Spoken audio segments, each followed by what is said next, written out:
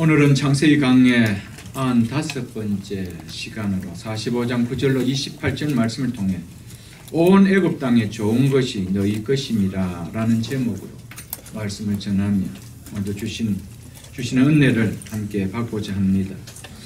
애굽의 노예로 팔려간 줄만 안 동생 요셉이 애굽의 총리가 되어 22년 만에 자기를 노예로 판 형들 앞에 서서 나는 당신들이 애굽에 판 아우 요셉이라며 자신의 신분을 밝히자 자신들이 저지른 죄로 인해 두려움에 떨고 있는 형들에게 하나님이 큰 구원으로 형님들의 생명과 형님들의 후손들을 이 땅에 두시려고 나를 형님들보다 먼저 이곳에 보내셨으므로 나를 이곳에 팔았다고 해서 근심하지도 자책하지도 말라며 모든 것이 하나님의 섭리 안에서 이루어진 것이라며 두려움에 떨고 있는 형들의 마음을 안정시키고 이어서 요셉이 형들에게 하는 말이 오늘 본문의 내용입니다. 오늘 본문 9절은 이렇게 시작되고 있습니다. 9절을 보겠습니다.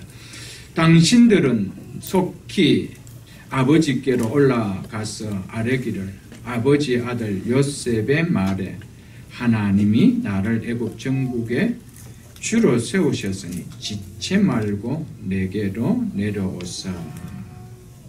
요셉은 형들에게 아버지께서 자신을 애굽의 총리로 세우셨기에 아버지께 속히 지체 말고 내가 있는 이곳으로 내려오라고 전하라고 얘기합니다. 만일 요셉이 단순하게 이 기근에 먹는 문제가 걱정되어서라면 그때요 아버지를 이리로 내려오라고 그렇게 하실 이유가 있을까요? 얼마든지 부하들을 시켜 때에 맞춰 양식을 아버지 집으로 보내주면 됩니다. 식량이 떨어질 때쯤 되면은 형들을 부르든지 아니면은 애굽의 수레에 한가득 실어서 보내주면 됩니다. 그리고 가족들이 보고 싶으면 한 번씩 찾아가든지 아니면은 마차를 보내서 이곳으로 오게 하든지 요셉에게는 그럴 만한 힘도 있고 능력도 있는 사람입니다. 지금 아버지 야곱의 나이가 47장 9절을 보면 130세로 나옵니다. 왜 번거롭게 130세가 된 연로한 아버지를 구태여 자기가 있는 이 낯선 이국 땅으로 오도록 할까요? 야곱은 애굽에 와서 불과 17년밖에 더 못 살고 147세에 하나님의 부르심을 받습니다. 왜 그럼에도 꼭 오라 할까요? 형 에서로 인해 외삼촌 받담 아람으로 20년간 지난 세월을 빼면은 야곱은 약 110년을 가나안 땅에서 태어나서 가나안 땅에서 지낸 사람입니다. 그런 그가 젊을 때도 아닌 다 늙은 몸으로 다른 나라에 이민을 가서 산다는 거 결코 쉽지 않습니다.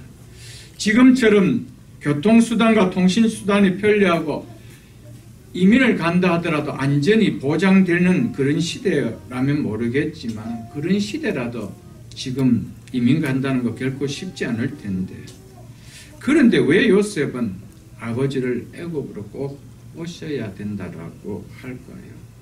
그 이유가 10절에서 11절을 보면 우리가 좀 느낄 수가 있습니다. 10절과 11절을 보겠습니다. 아버지의 아들들과 아버지의 손자들과 아버지의 양과 소와 모든 소유가 고센 땅에 머물며 나와 가깝게 하소서. 이 고센 땅은 나일강 삼각주에 위치한 애굽에서 가장 비옥한 땅을 이야기합니다. 11절 보겠습니다. 흉년이 아직 5해가 있으니 내가 거기서 아버지를 복양하리이다. 아버지와 아버지의 가족과 아버지께 속한 모든 사람에게 부족함이 없도록 하겠나이다 하더라고 전하소서. 우리가 방금 10절과 11절을 보면은 그냥 아버지 올라오소서 가족들을 데리고 올라오소서 이렇게 하면 되는데 시작부터 끝까지 아버지의 아들들과 아버지의 손자들과 아버지의 양과 아버지의 소와 아버지의 모든 소유가 아버지와 아버지의 가족과 아버지에 속한 모든 사람이라면 요셉은 아버지를 극하게 지금 부각시키고 있습니다. 즉 아버지께서 애굽으로 오셔야 함은 나를 위함도 아니고 아버지를 위함이라고 지금 이야기하고 있습니다. 그래서 아버지의 아들들과 아버지의 손자들과 아버지의 모든 소유를 가지고 여기 오셔서 지금 이렇게 이야기를 하고 있는 것이죠. 하나님께서 아브라함과 맺으신 언약을 아버지께서 이루기 위해서는 반드시 아버지는 그곳에 계셔서는 안 되고 애굽으로 오셔야 한다. 이 이야기를 지금 요셉이 하고 있는 것입니다. 요셉은 하나님께서 아브라함과 한 약속을 알고 있었기에 이곳에 아버지가 오셔야 한다는 겁니다. 아멘. 하나님께서 애굽에 언약 백성을 두시는 것이 하나님의 계획인 것을 요셉은 알았기 때문에 연세가 연로한 아버지임에도 불구하고 이곳에 오셔야 된다라고 했던 것이었습니다. 그래서 7절에 보면은 하나님이 큰 구원으로 당신들의 생명을 보존하고 당신들의 후손을 즉 형님들의 후손을 세상에 즉 이 땅에 애굽 땅에 두시려고 나를 당신들보다 먼저 보냈다라고 이야기합니다. 하나님께서 형님들의 후손을 아버지의 자녀들의 후손들을 이 애굽 땅에 두시는 것이 하나님의 뜻이라는 것이죠. 그래서 아버지께서 하나님께서 나를 형님들보다 먼저 이곳에 보냈다라고 이야기합니다. 이처럼 요셉은 하나님께서 아브라함과 세우신 언약을 확실히 알고 있었습니다. 이 언약을 이루기 위해서는 하나님께서 자신을 이곳에 먼저 보내어 총리로 세워주시고 때가 되어 아버지의 식구들이 가족들이 이곳에 와야 된다라는 것을 알았다는 것이죠. 그래서 요셉은 하나님의 언약이 이루어져야 하므로 아버지가 식구들을 이끌고 이곳에 오셔야 한다라고 했던 것이었습니다. 요셉은 하나님의 뜻을 알았기에 이렇게 이야기할 수가 있었고요. 요셉은 하나님의 말씀을 철저하게 마음에 담고 있었기 때문에 이렇게 말할 수가 있었던 것이었습니다. 우리가 창세기 마지막 장을 한번 펴보겠습니다. 창세기 50장을 여러분 펴보겠습니다. 창세기 마지막 50장 24절을 한번 보겠습니다. 요셉이 마지막 이제 임종을 이제 합니다. 요셉이 임종을 하면서 형제들에게 어떤 부탁을 하는지 보십시오. 50장 24절 요셉이 그의 형제들에게 이르되 나는 죽을 것이나 하나님이 당신들을 돌보시고 당신을 이 땅에서 애굽 땅에서 인도하여 내사 아브라함과 이삭과 야곱에게 맹세하신 땅에 이르게 하시리라 하고 요셉은 자신은 비록 죽지만 자신의 죽음으로 언약이 결코 단절되지 않는다는 겁니다. 언약은 그 후손에게 영원히 계승될 것이라고 요셉은 분명하게 믿음을 가지고 지금 얘기하고 있습니다. 그래서 하나님께서 당신에게 약속하신 바는 반드시 이루고 마신다는 사실을 요셉은 믿었다는 것이죠. 이처럼 요셉은 아버지 야곱처럼 하나님께서 아브라함과 맺으신 언약을 확실히 성취될 것을 그는 믿고 있었습니다. 어떻게 믿을 수가 있었습니까? 그는 그 말씀을 가슴에 품고 있었기 때문이었습니다. 비록 자신의 때 이루어지지 않았지만은 반드시 장래에 이루어질 것을 확신한 믿음을 요셉은 가졌기 때문에 당신들을 이 땅에서 인도하여 내사 아브라함과 이삭과 야곱에게 맹세하신 그 땅 가나안 땅에 이르게 할 거라는 것을 요셉은 얘기하고 있습니다. 이어서 25절 보겠습니다. 요셉이 또 이스라엘 자손에게 맹세시켜 이르기를 하나님이 반드시 당신들을 돌보시리니 당신들은 여기서 내 해골을 메고 올라가겠다 하라 하였더라. 요셉은 하나님의 약속대로 훗날 그의 후손들이 약속의 땅 가나안으로 돌아가 그곳에서 기업으로 차지할 것을 조금도 의심하지 않았습니다. 그렇기 때문에 훗날 이 애굽을 언약의 후손들이 떠날 것을 요셉은 확실히 믿었죠. 그래서 애굽은 요셉이 평생 살아온 잊지 못할 참으로 의미 있는 곳임에도 불구하고 훗날 이 애굽을 출애굽할 때 자신의 유고를 가나안 땅으로 가져가서 거기에 이장하도록 당부했다는 것입니다. 요셉이 어떻게 이런 말을 할 수가 있을까요? 요셉은 마음에 하나님 말씀을 담고 있었다는 것이죠. 담고 있었을 뿐만 아니라 그 말씀을 확실히 믿고 있었다는 겁니다. 그렇기 때문에 그런 마지막 자기의 임종 앞에서도 자기들이 갈 곳은 이곳에 잠시 머무는 애굽 땅은 잠시 머무는 곳이고 우리가 가야 할 땅은 가나안 땅이라는 것을 알고 있었습니다. 왜냐하면 하나님께서 아브라함과 약속을 했기 때문에 내가 이방 땅에서 4대를 있을 것이다.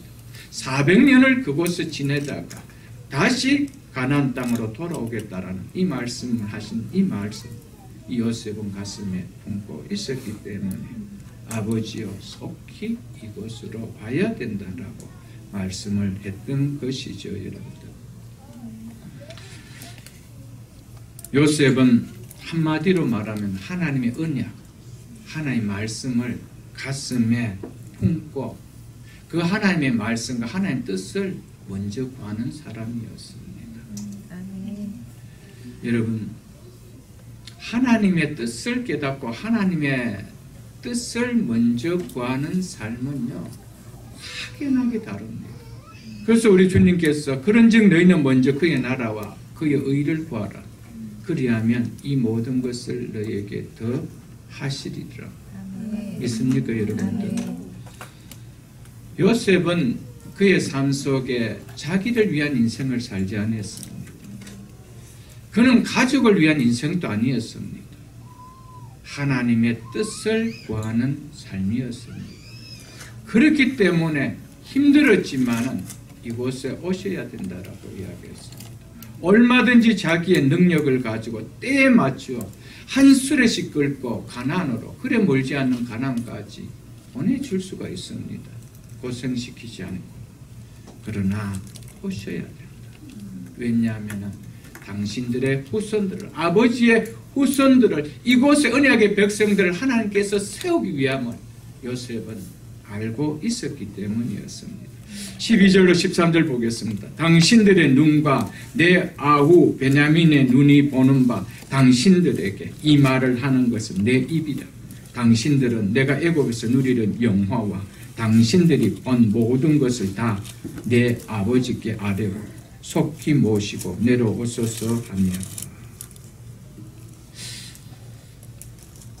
이 말하는 것은 내 입이라. 이것은 히브리인들의 표현입니다. 이것은 내가 반드시 지키겠습니다.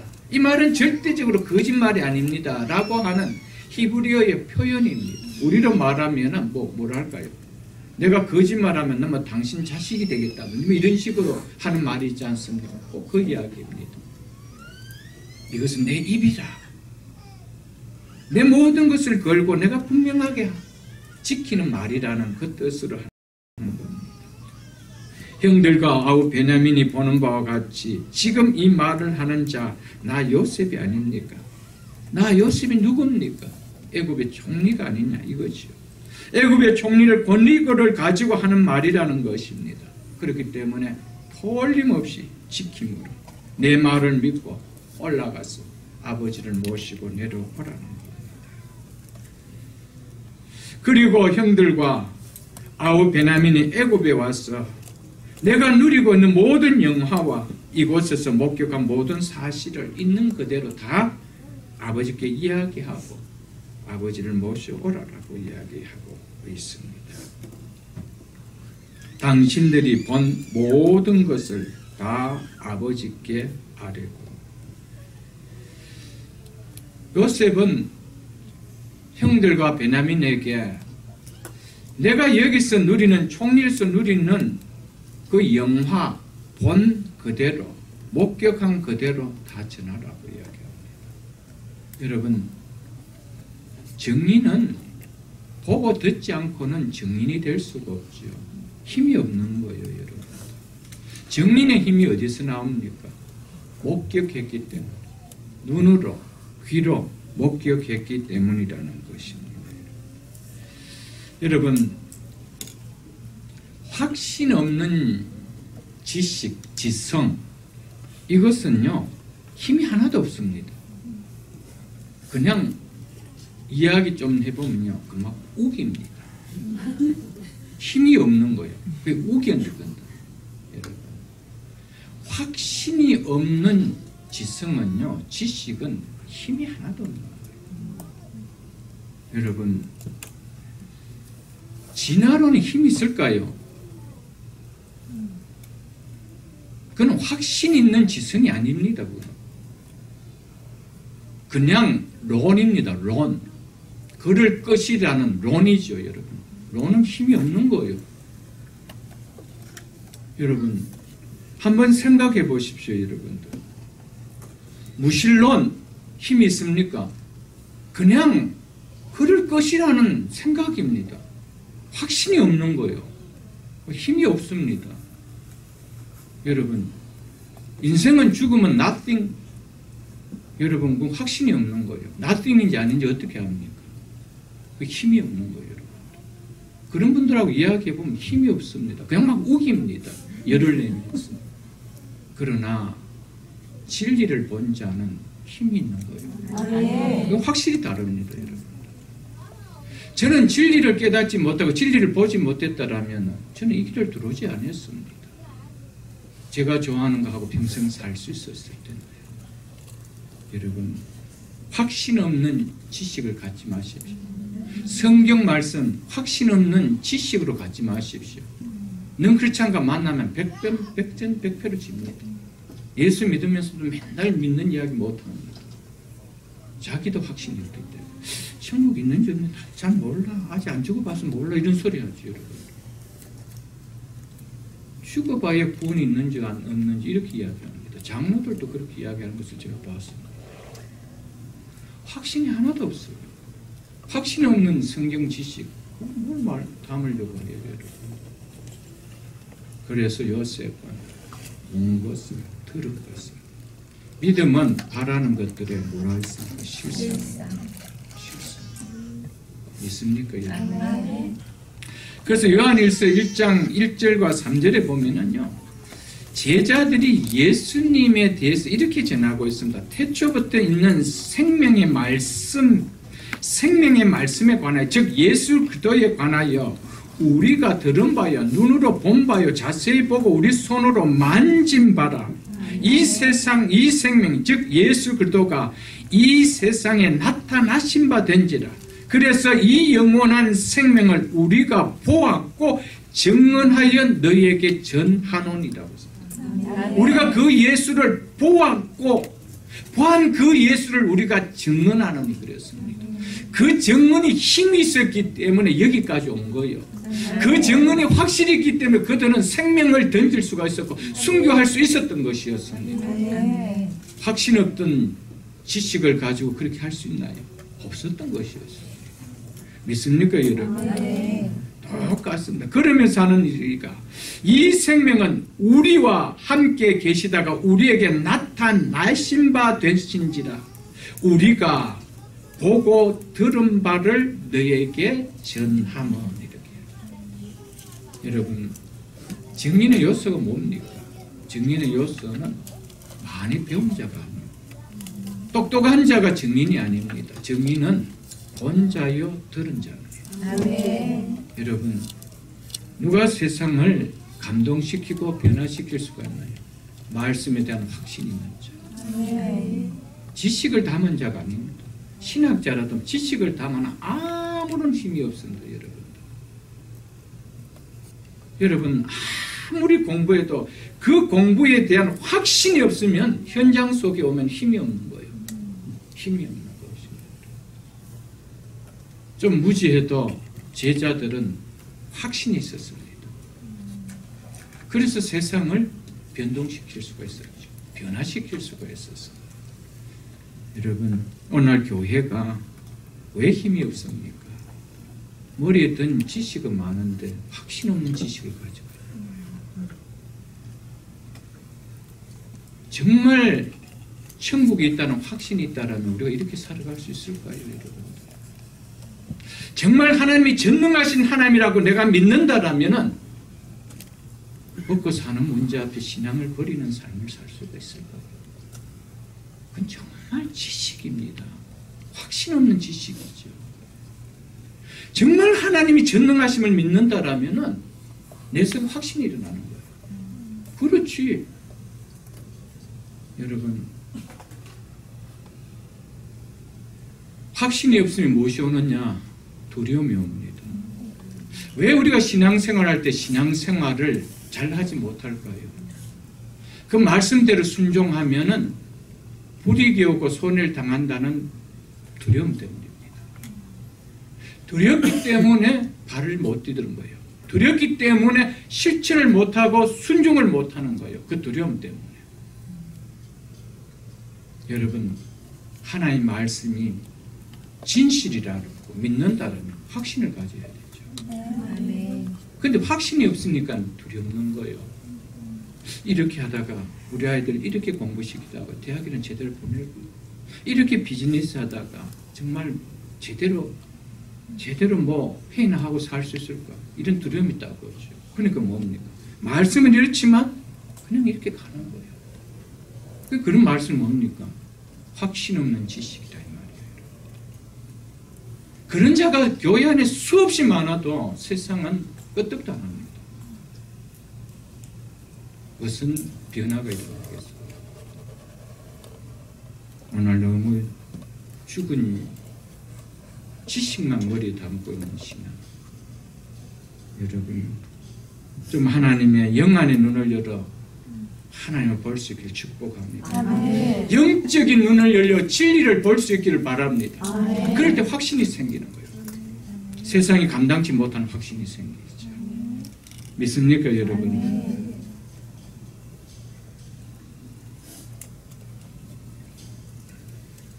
요셉은 형들과 아우 베냐민에게 아버지에게 속히 모시고 와야 한다고 한 말 위에 동생과 형들을 안고 웁니다. 14절과 15절 보겠습니다.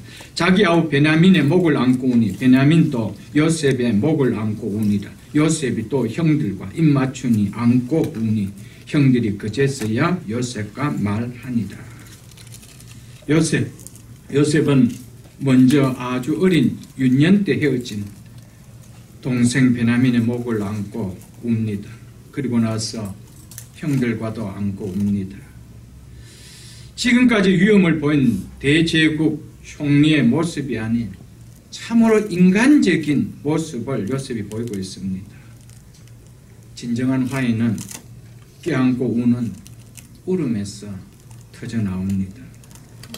베냐민과 다르게 형들과는 성경은 입을 맞췄다라고 기록하고 있습니다. 입을 맞췄다는 것은 용서를 의미하는 것입니다. 베냐민은 용서할 것이 없기 때문에 입 맞출 이유가 없었지요.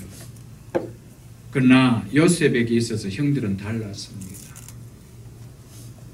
그들은 용서가 필요했던 자들이었습니다. 그래서 요셉은 형들의 입을 맞추었다라고 이야기하고 있습니다. 참고로 33장 4절에 보면은 에서가 달려가서 야곱을 맞이하여 안고 목을 어금 맞추어 그와 입 맞추고 서로 우니라라고 이야기하고 있습니다. 왜? 에서는 야곱을 용서했다는 겁니다.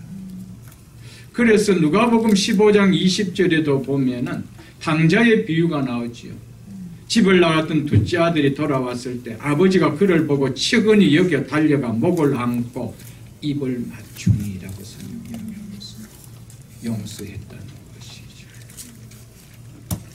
요셉은 진심 어린 허구와 입맞춤으로 두려움에 얼어붙던 형들의 마음을 녹이며 진정한 용서를 표현하고 온전한 화해를 이룹니다. 우리의 삶에도 이런 장면이 연출되는 은혜가 있기를 축복합니다. 우리의 삶 속에 진정 용서하고 화목해야 될 내 형제나 내 가족이나 내 가까운 이웃이 있다라면 우리의 삶 속에 이런 장면이 또한 연출될 수 있는 축복이 있기를 주의 이름으로 축복합니다.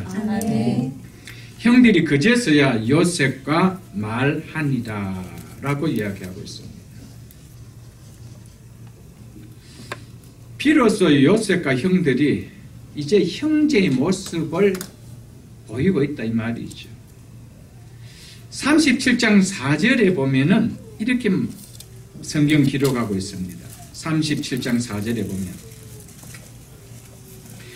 요셉의 형들이 아버지가 형들보다 요셉을 더 사랑함을 보고 그를 미워하여 그에게 편안하게 말할 수 없었더라. 이 편안하게라는 살롬을 이야기합니다. 살롬도 할 수 없었다는 거죠. 하이도 할 수 없었다는 겁니다.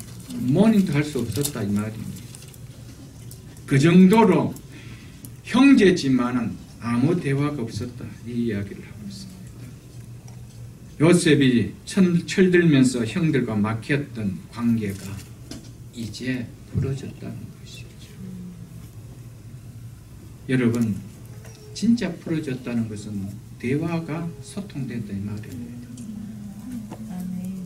아무리 밥을 먹어도 밥 먹는 자리에서도 대화가 없다라면 소통된 게 아닙니다. 그래서 성경은 진정한 화해가 됐다는 것은 뭐냐? 그제서 말을 했더라는 거예요. 소통했다라는 겁니다, 여러분들. 말을 하고 지내야 할 사이가 말을 닫고 지내는 것은 불행이고 아픔 중에 아픔입니다. 특별히 부부간에 또 자녀와의 관계에서 부모와의 관계에서 형제 사이에서 이런 일이 있다라면 이것은 아픔이죠. 하나님의 은혜를 알고 하나님의 섭리를 아는 성도는 이런 아픔을 두는 삶이 있다라면 야곱과 에서처럼 요셉과 형들처럼 녹이는 은혜가 반드시 일어나기를 축복합니다. 특별히 가정에서 말은 있다 해도 마음을 통하는 대화가 없다라면 공동체로서의 아픔이 될 것입니다. 말하는 것과 대화는 다르지 않습니까? 여러분? 필요에 의한 것을 요구하는 것은 우리가 말을 할 수가 있습니다. 대화는 마음을 통하는 것이죠. 여러분. 이것은 다릅니다. 가정은 화석집도 여관도 아닙니다. 가정은 가족 공동체요, 사랑 공동체요, 생사고락을 함께하는 운명 공동체입니다. 이 사실을 우리는 반드시 기억하고 살아야 됩니다. 가정은 이런 곳인데 부부간에도 부모와 자녀간에도 마음이 통하는 대화가 막히고 필요한 말만 한다라면 그것은 가정 공동체도 아니요, 사랑 공동체도 아니요, 생사고락을 함께하는 운명 공동체도 아닙니다.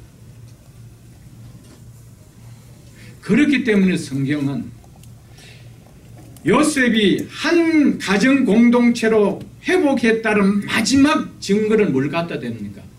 대화를 했더라 이거였습니다. 이게 회복되어야 돼요.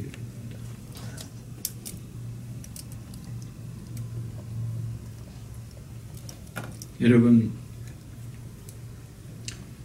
부모들이 우리 자칫 자녀들에게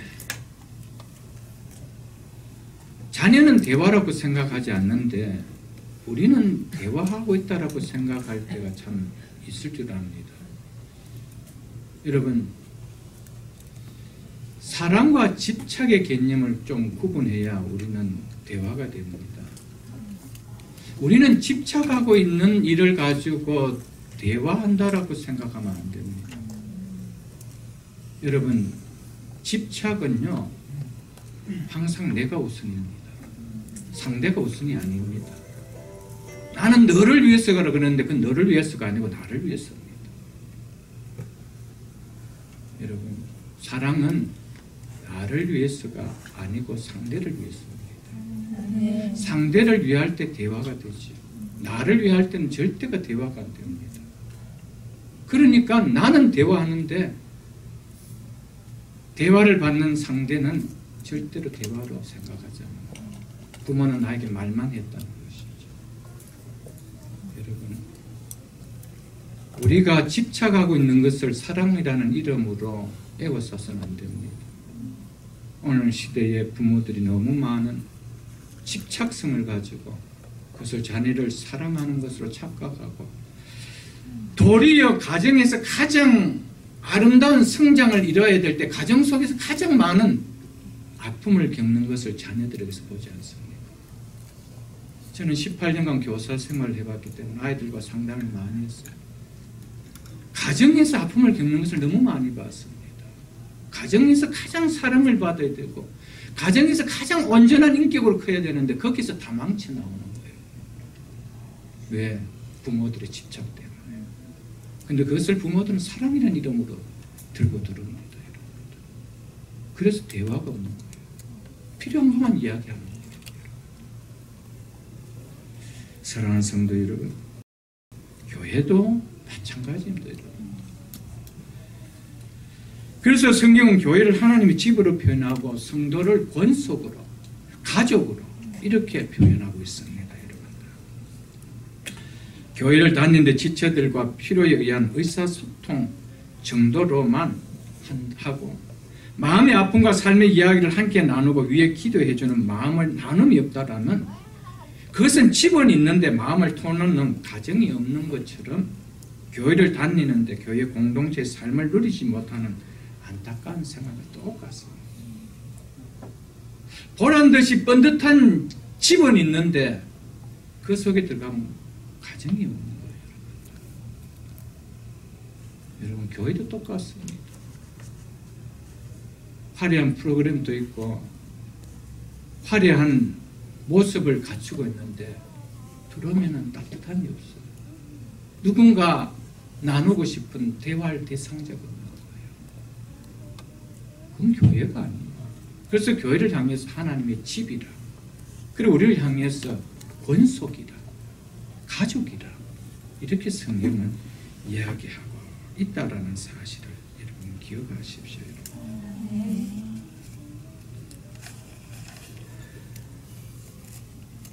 오늘 16절에 보면 요셉의 형들이 왔다는 소문이 바로의 궁무에 이제 들리자 이 바로와 그의 신하들이 어떻게 했다고 하는지 보십시오. 16절 보겠습니다. 요셉의 형들이 왔다는 소문이 바로의 궁에 들리며 바로와 그의 신하들이 기뻐하고 이렇게 얘기합니다. 요셉과 형들이 함께 우는 소리를 통해 요셉이 그의 형제들과 만났던 소식을 바로와 신하들이 듣고 성경은 기뻐했다라고 이야기하고 있습니다.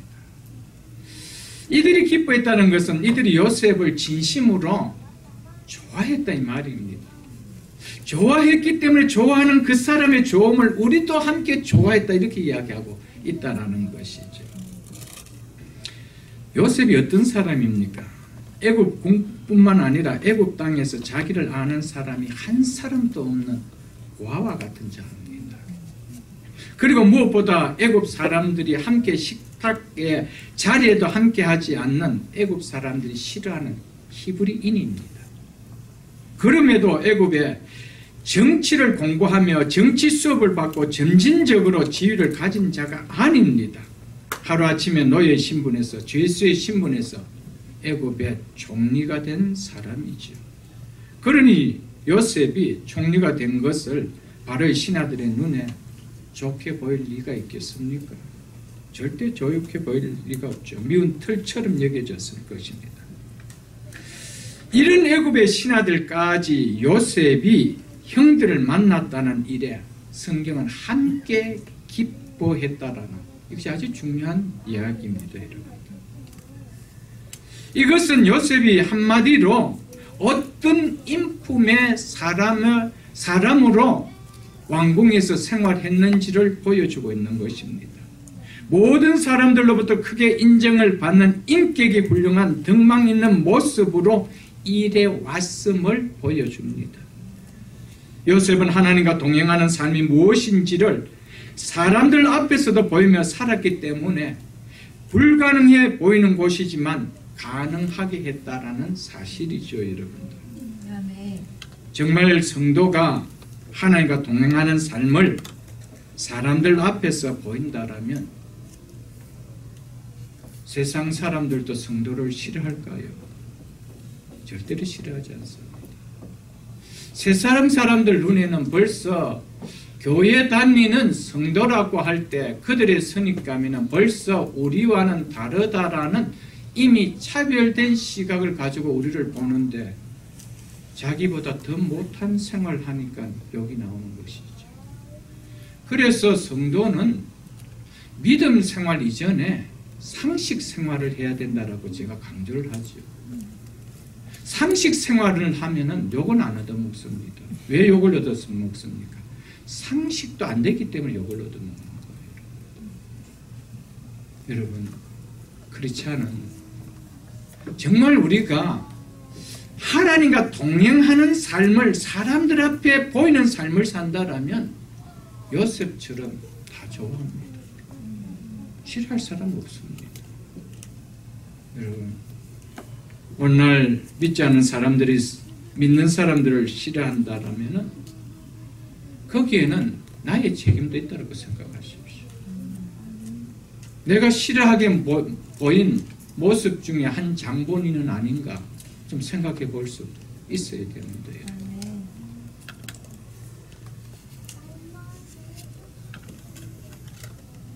하나님과 동행하는 사람은요, 하나님에게만 칭찬받는 거 아닙니다.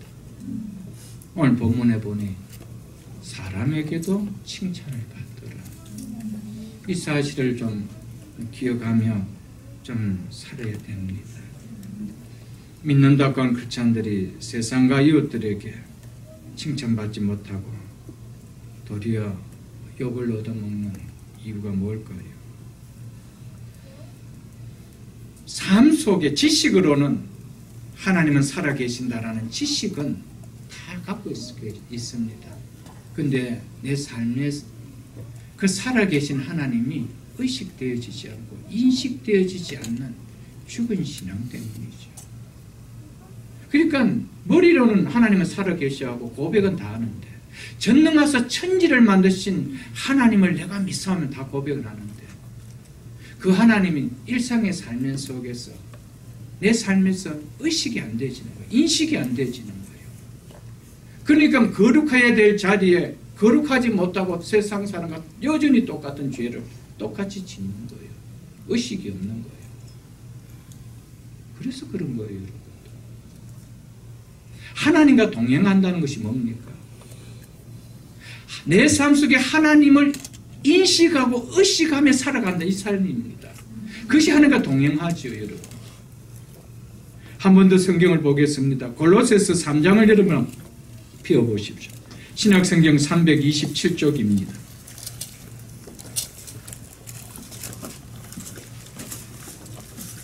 골로새서 3장 22절로 24절까지 보겠습니다. 이것이 코람데오 신앙입니다. 하나님 앞에서 사는 신앙이요. 이것이 하나님과 동행하는 신앙이라는 겁니다. 3장 22절로 24절까지 제가 읽어드리겠습니다. 종들아 모든 일에 육신의 상전들에게 육신의 주인들에게 순종하되 사람을 기쁘게 하는 자같이 눈 가림만 하지 말고 눈 가림만. 하나님을 의식하지 않으면 눈 가림하게 되죠. 이건 어쩔 수 없는 겁니다. 그러나 내 삶 속에 하나님이 함께 한다라고 한다면 사람이 보든 안 보든 이것은 우리가 행해지지 않을 것입니다. 그래서 성실함이 드러나죠. 오직 주를 두려워하여, 즉 두려워하는 가운데 무엇으로? 성실한 마음으로 하라. 적당하게 대충 하지 말라라고 이야기합니다. 무슨 일을 하든지 마음을 다하여 죽게 하듯 하고, 왜? 주님과 동행하기 때문이죠. 죽게 하듯 하고 사람에게 하듯 하지 말라. 이는 기업의 상을 죽게 받을 줄 아나니 너희는 주, 즉 주이신 그리스도를 섬기는 자들입니다. 아멘. 우리는 누구를 섬기는데요? 하나님을 주로 섬기는 그리스도인이라는 것입니다. 그리스도인의 삶이 이렇다라는 것이죠. 우리가 이렇게 산다라면 누가 크리스찬을 그 기업의 아니 1순위로 기용 안 하겠어요, 여러분? 학벌 보지 아니하고 어느 학교 출신 보지 아니하고 크리스찬 그거 하나만 개런티 안 하겠어요, 여러분? 우리가 그렇게만 살아온다면 여러분 이렇게 사는데 이런 직원을 버릴 직원이 있나요, 여러분? 이런 직원을 채용 안 할 상사가 있겠어요, 여러분? 없죠. 주인이 보든 안 보든 성실하게 일하는, 죽게 하고 주인에게 상 받는 것이 아니고 내 상은 주가 주실 상대로 생각하고 주님 앞에서 사는 이 삶. 우리 생각도 좀 달라야 됩니다. 우리는 요셉을 보면 왜 바로를 위시해서 그 궁리에 있는 그들이 신하들이 요셉을 기뻐했다 할까? 한번 생각해 볼 수 있어야 됩니다.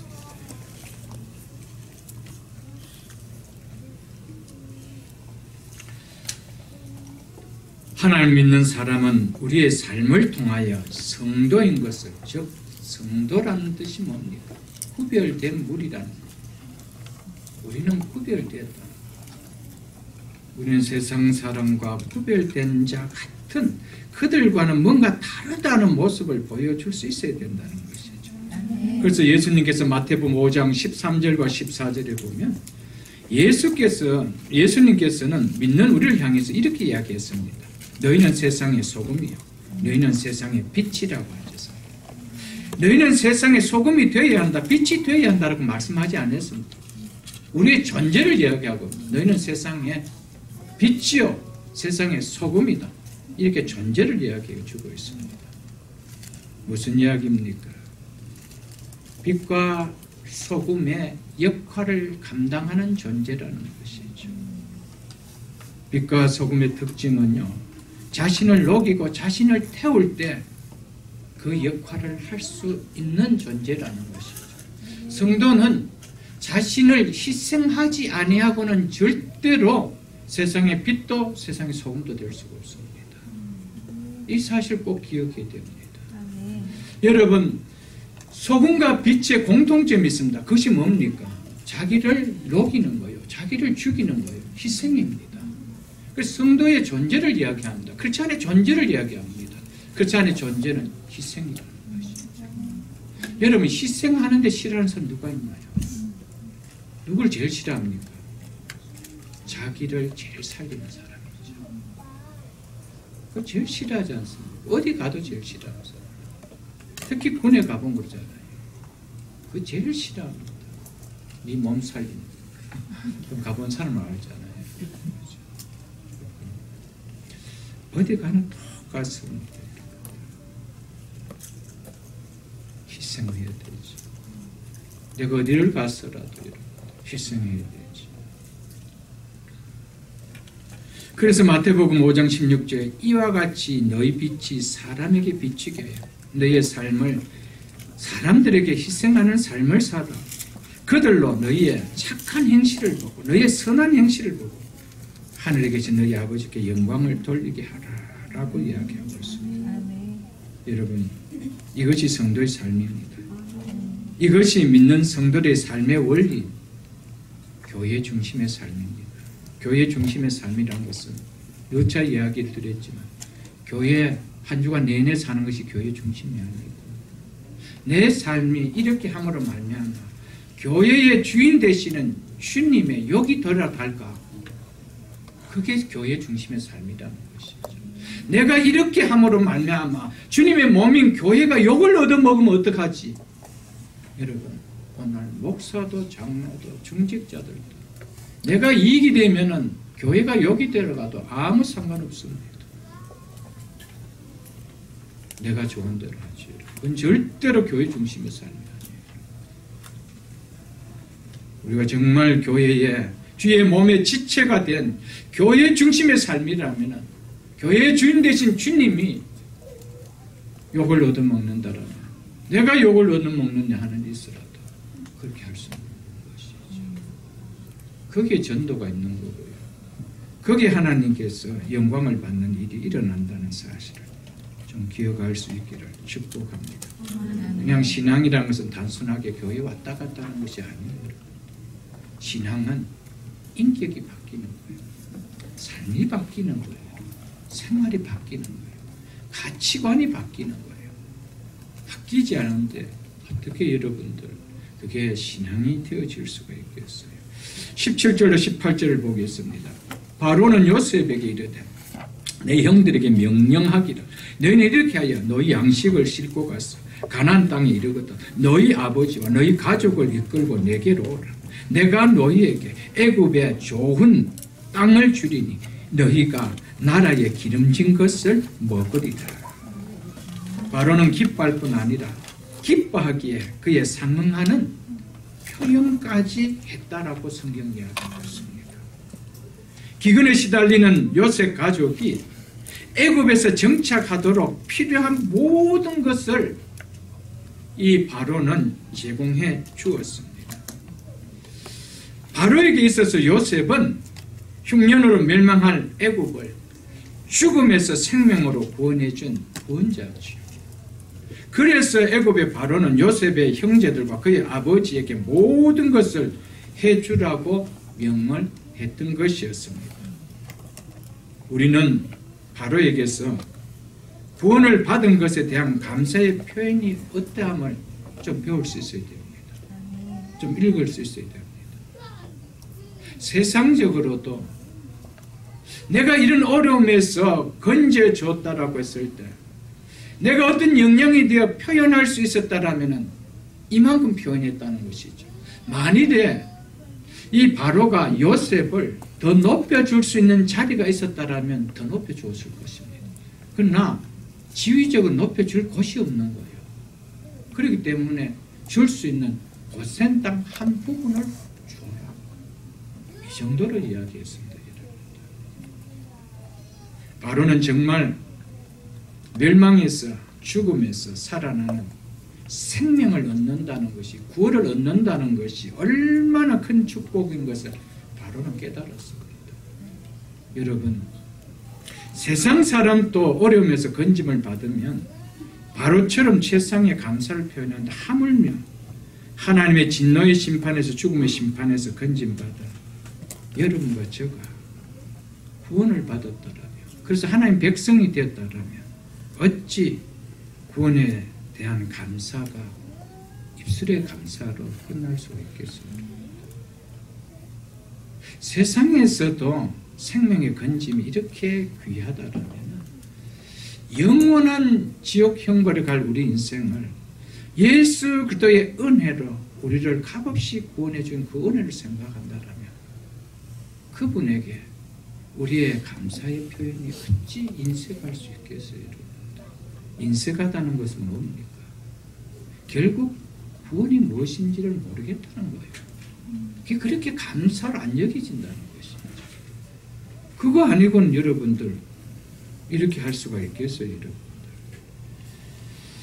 우리는 또 오늘 본문을 통해서 하나님의 언약 백성님을 믿는다라면 우리가 구원받은 하나님의 자녀가 정말 맞다라는 이 사실을 믿는다라면 이 땅을 살아가는 동안 하나님은 당신의 언약 백성인 우리의 삶을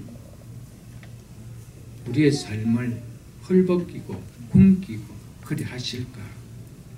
결코 그렇지 않다라는 것을 보여줍니다. 믿지 않는 바로를 통해서도 하나님은 당신의 언약의 백성들의 삶을 책임져 주신다라는 것을 좀 읽을 수 있기를 주님 축복합니다. 아멘. 믿습니까 여러분? 아멘. 절대적으로 책임해 줍니다. 절대적으로 책임해 주십니다. 그래서 예수님께서도 마태복음 6장에 그렇게 이야기하셨습니다. 공중의 새를 보라 심지도 않고 거두지도 않고 창고에 들이지도 아니하되 너희 하나님 아버지께서 기르시나니 너희는 이것들보다 귀하지 아니하냐. 30절 오늘 있다가 내일 아궁이에 던져지는 들불도 하나님이 이렇게 입히시거든 하물며 내릴까 보냐 믿음이 작은 자들아. 그러면서 염려하여 이르기를 무엇을 먹을까, 무엇을 마실까, 무엇을 입을까 염려하지 말라라고 성경이야기하고 있습니다. 사랑하는 성도 여러분, 하나님은 애굽의 바로를 통해서도 당신의 언약의 백성을 지켜줄 수 있도록 하신 분임을 믿을 수 있기를 축복합니다. 아멘. 그렇기 때문에 이 땅을 살아가는 동안 하나님의 백성이 의식주 문제로 신앙을 잃어버리고 산다면 저는 그것보다 어리석은 삶이 없다라고 봅니다.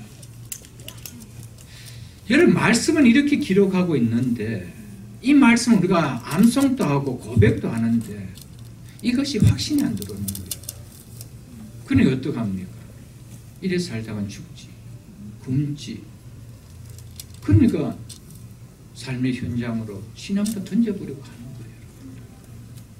참 불행하죠. 그러니까 내 인생을 누가 책임집니까? 내가 치는 거예요. 먹여주고 입혀주는 아버지가 있고 엄마가 있는데 내가 마치 소년 가정처럼 내가 뛰어나면서 신문 배달하고 내가 살아가는 거예요. 우리가 예수를 꼭 그렇게 믿는다는 것이죠. 하물며 너희일까 보냐라고 하나님께서 책임져 주겠다는데 그걸 못 믿고 내가 삶의 현장으로 내가 달려가요. 그래서 나았습니까? 그래서 괜찮았습니까? 여러분 스스로 살아온 삶을 물어보십시오. 그게 답이 아니에요, 여러분들. 여러분, 성경은 약속입니다. 영혼이 잘된 같이 범사가 잘된. 아멘. 우리는 영혼은 2차입니다. 범사가 잘되고 그 다음 영혼이 잘되는 것이 우리의 순서죠. 그러나 성경 뭐라고 이야기합니까? 먼저 그의 나라와 그의 의를 봐라. 그리하면 이 모든 것을 너에게 더 하시리라. 아멘. 아멘. 여러분 신앙을 좀 귀하게 여기십시오. 하나님 절대 우리 안 굶기십니다. 하나님 절대로 우리를 망하게 하지 않습니다. 하나님 말씀 순종하고 하는데 결국 우리가 망하고 우리가 결국 넘어지는 이유는 뭡니까? 말씀의 길을 내가 벗어났기 때문인 거예요. 그래서 하나님 그 길을 뚫으라고 우리에게 뭐는가? 매를 드는 것밖에 아니잖아요, 여러분. 좀 이 사실을 좀 기억하십시오. 한나라에 믿지 않는 그 통치자를 통해서도 당신의 언약의 백성들을 고센 땅에까지 주면서 지키겠다는 것이 하나님의 백성이라면 왜 이 하나님 우리가 못 믿고 사느냐는 것이죠. 왜 우리가 우리 인생을 내가 책임지고 살려고 합니까? 여러분, 그래서 우리 주님께서 뭐라고 이야기합니까? 이 날은 내 날이니까 나에게 드려라. 우리는 그때 그날까지도 내가 쓰려고 하는 욕심 우리가 너무 많이 갖고 살아가지 않습니까, 여러분? 귀한 믿음 가질 수 있기를 주의 이름으로 축복합니다. 그래서 잠언 16장 20절 우리 9월의 묵상 말씀 보면은 상과 말씀에 주의하는 자는 좋은 것을 얻나니 여호와를 의지하는 자는 복이 있느니라. 아멘. 여호와를 의지하는 자는 상과 말씀에 주의하는 자는 좋은 것을 얻으리라. 이 말씀을 마음에 품을 수 있기를 주의 이름 축복합니다. 19절 20절 보겠습니다. 이제 명령을 받았으니 이렇게 하라 전하라 이 말이죠. 너희는 애굽 땅에서 수레를 가졌다가 너희 자녀와 아내를 태우고 너희 아버지를 모시고 또 너희 기구를 아끼지 말라. 온 애굽 땅에 좋은 것이 너희 것임이니라. 바로는 요셉에게 왕궁의 수레를 가져다가 너희 형제의 식구들과 너희 아버지를 모셔오라라고 명합니다. 바로가 내어준 수레는 시골에서 짐을 싣는 이런 소달구지가 아닙니다. 왕궁에서 바로가 사용하는 전용 수레입니다. 지금으로 말하면 대통령 전용 차라고 보면 될 것입니다. 이는 바로가 요셉의 식구들을 마치 왕실의 식구들처럼 높여주었다는 것을 이야기해 주고 있는 것입니다. 그러면서 올 때 그곳에서 사용하던 물건 때문에 지체할까 봐 애굽 땅에 좋은 것이 다 너희 것이기 때문에 너희는 거기서 사용하던 기구들을 아까워하지 말고 가져오지 말라라고 이야기하고 있습니다. 이 정도로 바로가 요셉의 형제들과 요셉의 아버지에 대해서 대우해 주고 있습니다. 여기서 우리가 한 가지 생각하고 넘어가야 될 중요한 메시지가 있습니다. 요셉의 형들이 애굽의 최고 통치자 이 바로로부터 이런 놀라운 대우를 받을 자격이 있는 자인가요? 죽었다 깨도 없는 자들입니다. 절대로 이들이 바로를 통하여 이런 정말 격상 높은 대우를 받을 수 있는 어떤 요소도 없는 자들입니다. 자격이 안 되는 자들입니다. 심지어 이들은 요셉을 죽이려고 했던 자고요, 요셉을 노예로 판 죄인들입니다. 그런데 이들이 어떻게 이런 파격적인 대우를 애굽의 바로로부터 받을 수 있나요? 누구 때문이죠? 요셉 때문에. 요셉 때문에 등달아 받는 것이죠. 자기들에게 무슨 받을 만한 자격이 있어 받은 것이 아니라는 것을 성경은 이야기해 주고 있습니다. 이것을 성경은 복음이라 이렇게 이야기합니다. 여러분과 제가 하나님으로부터 정말 이런 놀라운 은혜와 축복을 받을 자격이 있나요? 아무것도 없죠. 누구 때문에 받아요? 예수님 때문에. 예수님 때문에, 예수님 붙어있는 때문에 받지요. 우리가 잘나서가 아니고요. 예수님 때문이죠. 양식이 없어 애국까지 와서 구하지 않으면 죽을 수밖에 없는 이들이었는데 어떻게 하루아침에 바로로부터 이런 최고의 대우를 받는 인생으로, 존재로 바뀔 수 있었나요? 그들이 무슨 잘남이 있어서, 그들의 무슨 공로가 있어서?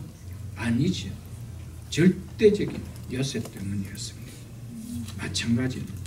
허물과 죄로 죽을 수밖에 없는 죄인인 여러분과 제가 어떻게 썩지도 쇠하지도 않는 영원한 천국의 기업을 값없이 누릴 수 있는 하나님의 자녀가 되는 존재로 바뀔 수 있었나요? 여러분과 제가 잘났습니까? 여러분과 제게 그런 받을 만한 공로가 있었습니까? 아닙니다. 우리의 삶에 살아온 삶만큼 짜면 짤수록 나올 수 있는 것은 죄밖에 없는 자들이죠. 이런 우리가 우리의 의로, 우리의 선함으로 이런 축복을 누린 인생 될 수 있었습니까? 전적으로 나의 죄를 용서해 주시고 구원해 주신 예수님 때문입니다. 오늘 본문은 이것을 이야기하고 있습니다. 그래서 요셉 때문에 온 땅에 좋은 것이 다 너희 것이라. 예수님 때문에 장차 우리가 들어가 누릴 저 하나님의 나라 모든 것은 다 우리 것입니다. 누구 때문에? 예수님 때문에. 이런 파격적인 은혜를 우리가 받았죠. 이것이 오늘 복음, 오늘 본문을 통해서 우리에게 주는 메인 메시지입니다. 핵심입니다. 예수님 때문에.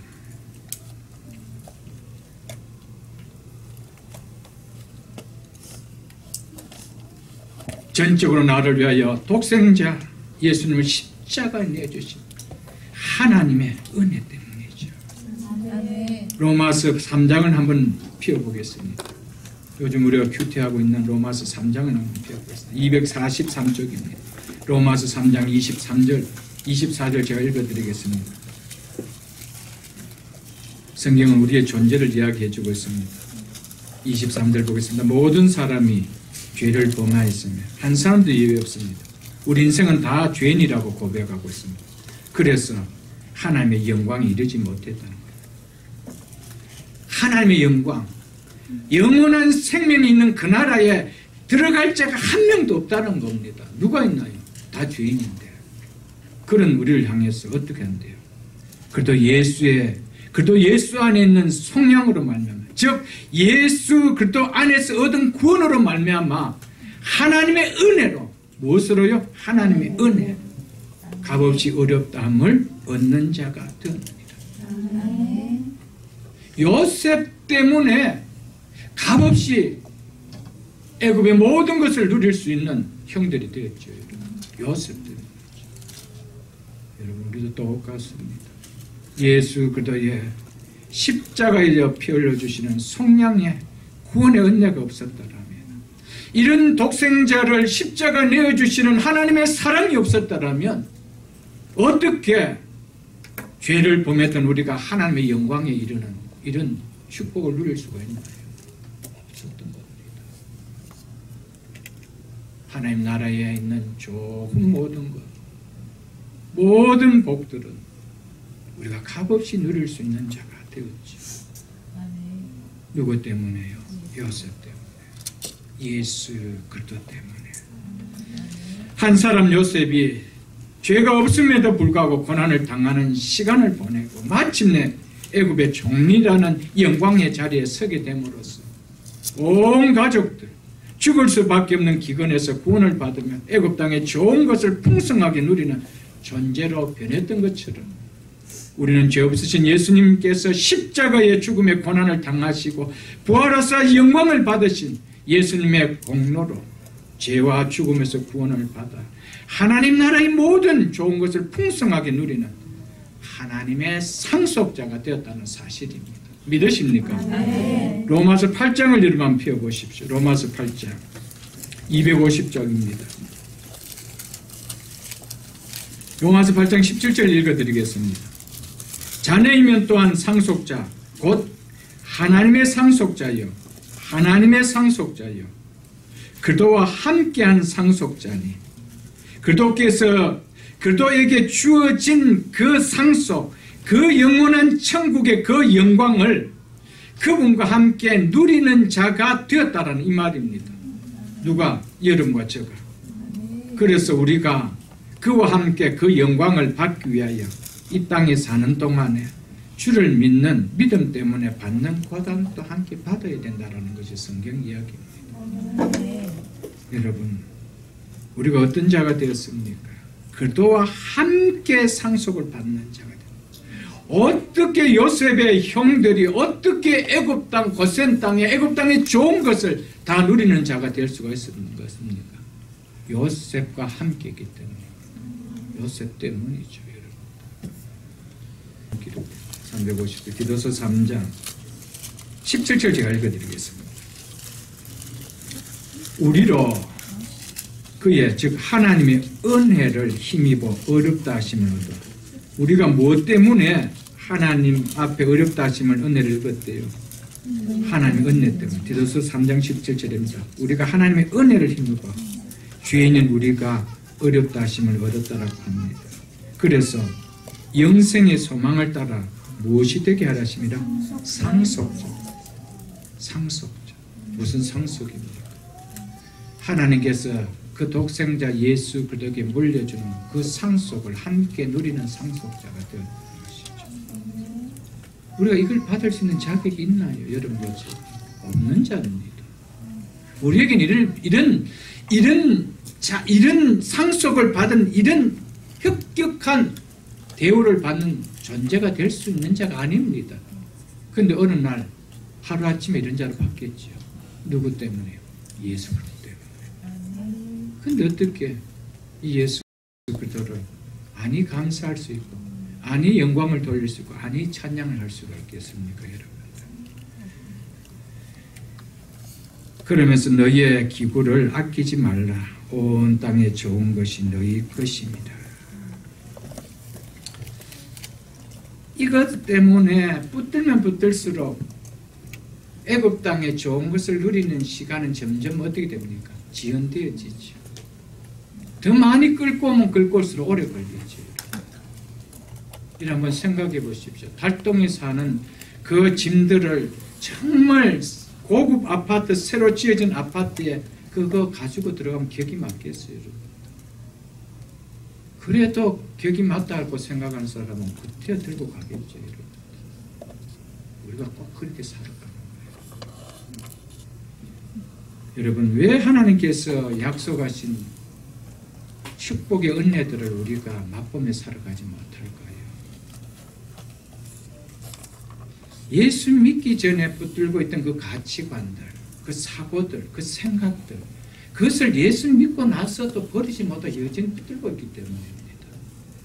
이것을 아까워하지 않고 놓아야 되는데 이거 여전히 붙들고 있는 거예요.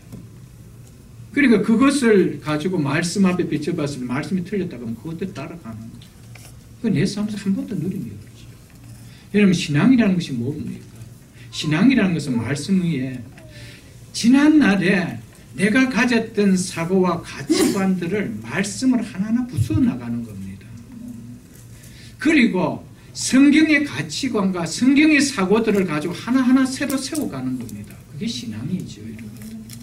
예수를 믿는데 여전히 세상에 여전히 성경의 사고와 성경의 가치관 하나도 세우지 못하고 예수 믿기 전에 생각과 사고를 여전히 붙들고 살아간다라면 어떻게 우리의 삶 속에 하나님께서 우리에게 주신 자녀들에게 약속하신 은혜와 복들을 우리가 누릴 수가 있나요? 아무것도 없는 거예요. 빨리 버리는 것이 축복입니다. 그거 아까워하지 마세요, 여러분. 옛날에는 이렇게 자식을 공부시키기에 성공하는 것 같이 여겨졌다라면 말씀 앞에 와서 이렇게 시키는 것이 하나님 축복한 인생이라면 그렇게 바꿔야 되는 거예요. 그래야 거기 속에 은혜가 일어나죠, 여러분. 은혜가 일어나죠. 그러나 여전히 세상 방법은 똑같은 거예요. 그렇게 시켜야 되는 줄 알고. 여러분, 정말 그렇게 될까요, 여러분? 그렇게 된다면 하나님이 안 계시는 것이죠. 하나님 안 계셔요. 잠시는 나은 것 같이 보이죠. 그 끝이 정말 그럴까요? 그렇지 않습니다. 저도 미국 땅에 와서 세 자녀를 교육시키면서 명문대학교에 필이 꽂혔다라면 저를 신앙 못 가졌습니다. 우리 아이들 신앙으로 못 키웠습니다. 저는 명문대학교보다 저들에게 신앙이 우선이었습니다. 정말이었습니다. 그렇기 때문에 아이들은 정말 어떤 일이 있어도 저들의 생애 속에 주일에 한번 빠진 적이 없었습니다. 예배 한번 빠진 적이 없었습니다. 주일날 경기 있으면 토요일 비행기 타고 오겠습니다. 그러나 하나님은 높였습니다. 세 자녀들 다 함께 높여주었습니다. 제가 돈 들여 공부시켜도 그런 못 시켰을 겁니다. 공부시킬 돈도 없었고. 저는 하나님의 약속을 믿는 자입니다.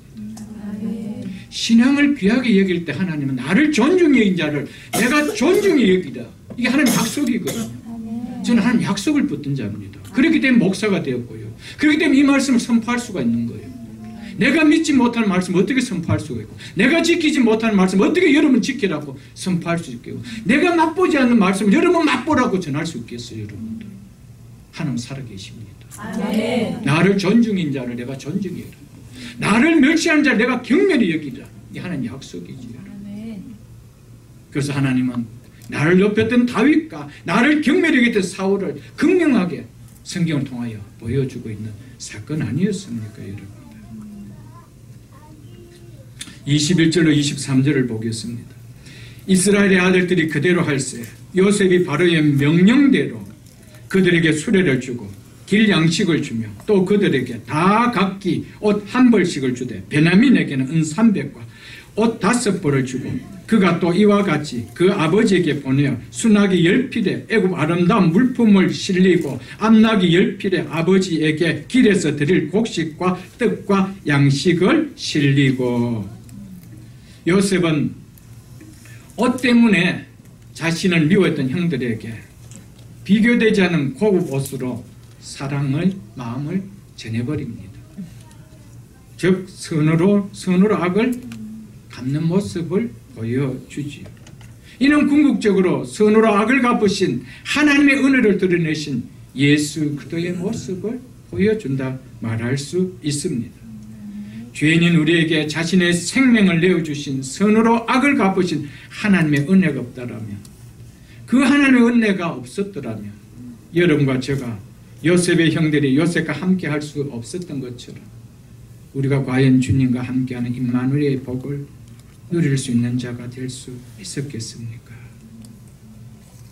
구원의 은혜가 깨달아지기 전까지는 이 말씀이 무슨 말씀인지 잘 와닿지는 않을 것입니다.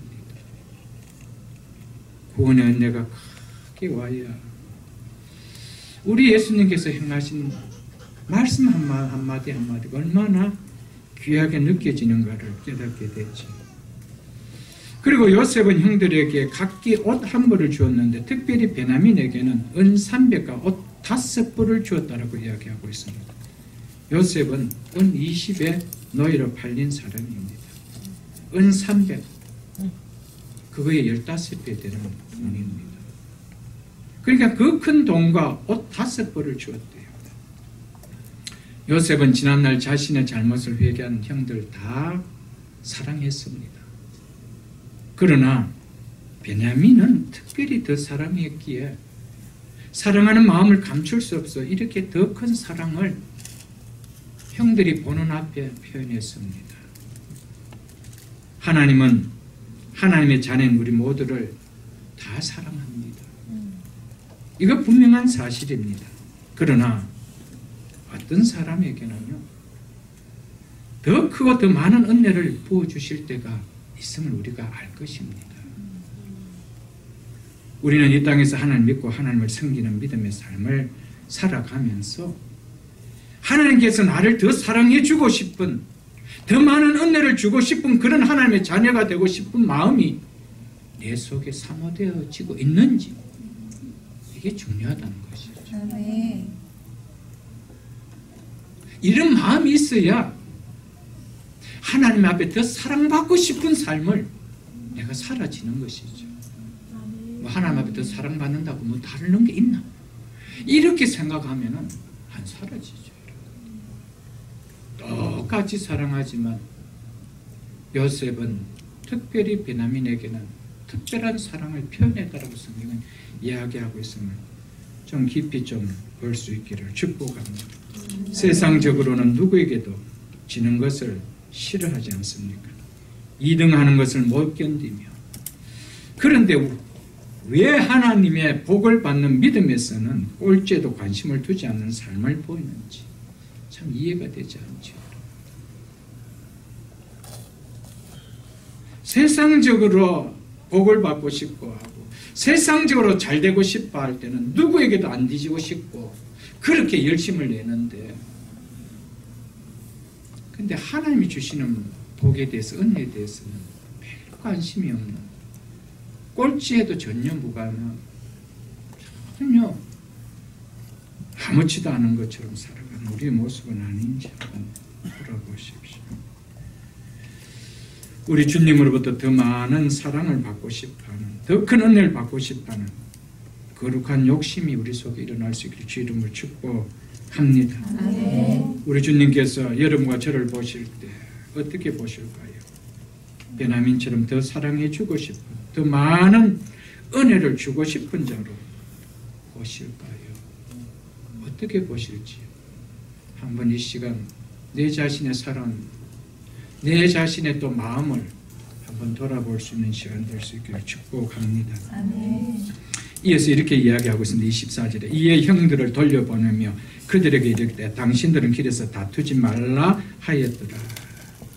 요셉은 고향으로 내려가는 형들에게 한 가지 당부합니다. 그것이 뭡니까? 가면서 길에 절대로 싸우지 말라라는 겁니다. 자기들보다 베냐민에게 5배를 더 줬기 때문에 이것 때문에 문제 삼지 말라라는 말에 의도도 포함되어 있습니다. 그러나 무엇보다 다 용서한 자신을 노예로 팔았던 과거의 일을 가지고 새삼스럽게 서로의 잘잘못을 따지지 말라. 그래서 길에 가면서 다투지 말라라는 것입니다. 왜냐하면 이제 아버지께 가면은 22년간 숨겼던 사실을 이제는 밝혀야 되기 때문에, 그러면은 누가 먼저 팔자고 했습니다, 누가 어떻게 하자고 했습니다, 서로 이야기가 오고 갈 것이 불보듯 뻔하기 때문에 이제 내가 다 용서한 것이기 때문에 그걸 가지고 누가 더 잘못했다 이런 다투지 말라라고 이야기했던 것입니다. 사랑하는 성도 여러분, 다투는 거 많지 아픔이 없습니다. 가정에서도 마찬가지고요, 교회 공동체도 마찬가지입니다. 그래서 갈라디아서 5장 15절을 보면 만일 서로 물고 먹으면, 즉 헐뜯고 싸우면 피차 망할까 조심하라. 여러분, 좋은 가정은 다툼이 없는 가정입니다. 싸움이 없는 가정입니다. 싸울 만한 요소, 다툼의 요소가 있다 하더라도 한 사람이 품어주면 싸움이 안 일어나죠. 똑같으면 싸움이 일어납니다. 그러면 피차 깨지죠. 상처만 생기게 되어지는 것이죠. 여러분. 그리고 우리가 신앙생활을 하면서 내 자신으로 인해 공동체 안에 다투는 일이 혹 생기지 않을까 좀 돌아볼 수 있는 우리가 되어야 됩니다. 나로 인해 공동체가 어려움을 당하고 시험 드니 그런 다툼의 요소들이 일어나지 않을까 좀 돌아봐야 됩니다. 우리는 어떤 일이 있어도 교회 공동체 안에 다툼의 요소를 제공하는 역할을 하는 자가 되어서는 안 될 줄 압니다. 25절로 27절 보겠습니다. 그들이 애굽에서 올라와 가나안 땅으로 돌아와서 아버지 야곱에게 이르러 알려 이르되 요셉이 지금까지 살아있어 애굽 땅 총리가 되었더이다. 야곱이 그들의 말을 믿지 못하여 어리둥절하더니 그들이 또 요셉이 자기에게 부탁한 모든 말로 그에게 말하며 그들의 아버지 야곱은 요셉이 자기를 태우려고 보낸 수레를 보내고서야 기운이 소생한지라. 요셉은 아버지 야곱이 너무 사랑한 아들이라 그 아들을 잃고는 그 상심함이 너무 컸기 때문에 어느 누구도 어느 아들도 감히 아버지 앞에서 요셉이라는 이름 두 자를 꺼낼 수가 없었습니다. 그런데 애국 갔다 오더니 난데없이 22년 전에 죽은 요셉의 이름을 들추어내며 그것도 요셉이 살아있는데 노예가 아닌 애굽의 총리로 살아있다라고 이야기합니다. 아버지가 믿어질 수 있겠습니까, 여러분? 총리 그러면은 열받는 일밖에 생각이 안 나는 야곱인데 어떻게 내 아들을 그렇게 정탐꾼으로 생각하고 인질로 잡을 수가 있고 내 사랑하는 베냐민을 데리러 오라니 가라니 이런 이야기를 할 수 어떻게 총리가 좋은 인상으로 남겠어요? 근데 그 총리가 아들이래요. 이거 안 믿어지는 것이죠. 여러 가지 상황에서 보면 안 믿어지는 거예요. 물론 직분도 지위도 그렇겠죠. 그런데 야곱이 요셉이 자기를 태우려고 보낸 수레를 보고서야 달구지가 아니라는 거예요. 소달구지가 아니라는 거예요. 뭡니까? 바로 넘버1이 딱 찍혀있는 바로의 전용 수레가 딱 왔는 거예요. 그거 보니까 지금까지도 가나안 땅에서 보지도 못했던 너무 찬란한 그 수레를 보고 정말 이 총리가 보낸 것이 맞구나. 바로가 보낸 것이 맞구나. 그렇다 안 하면 우리 집에 총리가 왜 보냈겠냐. 왜 바로가 보냈겠냐. 이 생각 안 됐겠어. 그래서 아들들의 말을 믿었다라고 하며 기운이 푹 빠졌던 그가 기운이 소생했다라고 성경은 이야기하고 있습니다. 사랑하는 성도 여러분, 여러분과 저에게 내 영혼에 낙심했던 내 영혼을 소생시키는 내 삶에 절망했던 내 인생을 희열로 소생시키는 소식이 있다면 그것이 무엇이겠습니까? 그것은 무엇보다도 나를 하나님의 자녀로 삼아주신 십자가의 은혜의 소식 아니겠어요, 여러분? 그것은 하나님의 자녀의 축복이 얼마나 크다는 것을 깨닫게 해주신 바이블 아니겠어요? 저는 제 인생 속에서 가장 큰 만남은 바이블과의 만남이었습니다.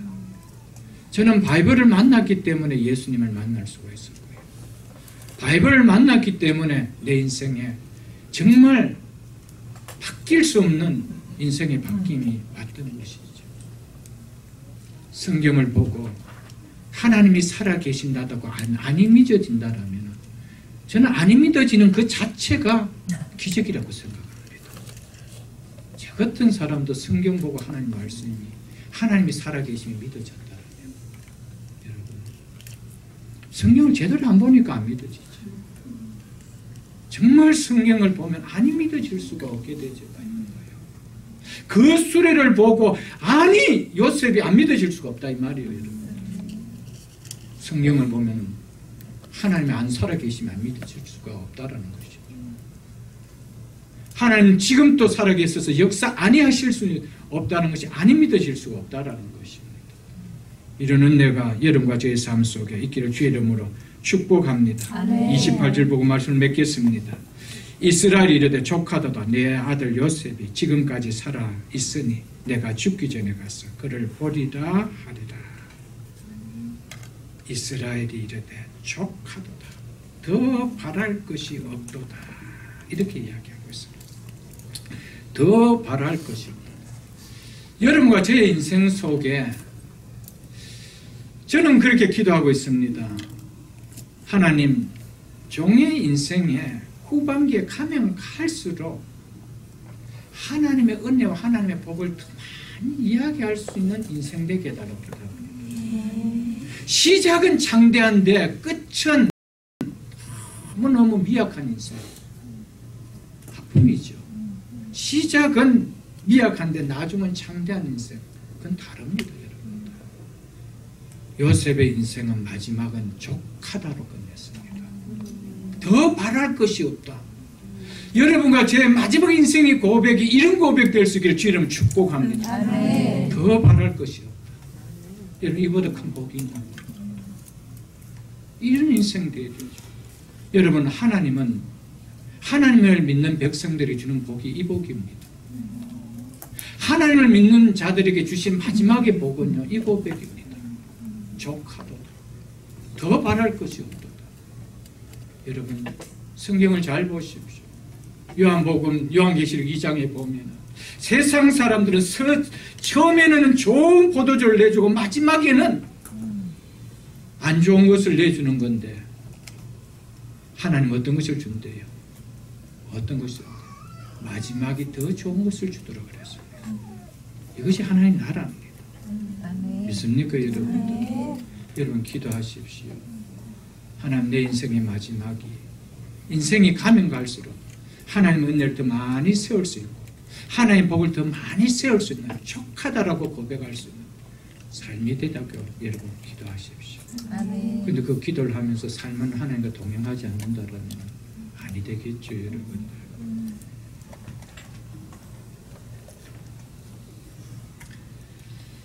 사랑하는 성도 여러분, 요셉 이 야곱에게 어떻게